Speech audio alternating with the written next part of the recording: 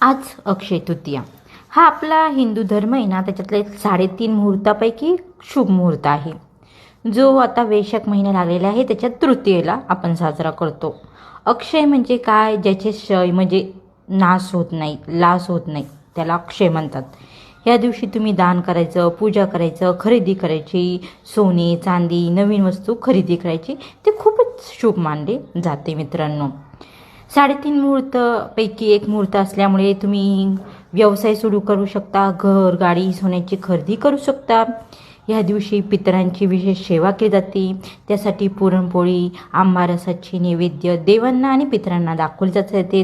त्यासाठी मी नैवेद्य बनवत आहे आणि बनवलेलाही आहे आणि पितरांची म्हणजे यांच्या फोटोला मी नैवेद्य दाखवलेला आहे. आता ह्या दिवशीचं धार्मिक महत्त्व, विष्णू आणि लक्ष्मीची पूजा केली जाते. परशुरामाचा जन्मदिवस आहे म्हणून परशुराम जयंती पण साजरी करतात. दान करायचं, हवन करायचं, जप करायचं, खरीदारी करायची, सोने चांदीची खरेदी करायची आणि विशेष म्हणजे पितृदर्पण, अक्षय तृतीयाला पितरांची पूजा नैवेद्य हे सर्व तुम्ही करायचं आहे. विवाह, गृहप्रवेश, नवीन व्यवसायाची सुरुवात करण्यासाठी हा दिवस उत्तमच आहे. मीठ आणि झाडूची पूजा करायची, खरेदी करायची.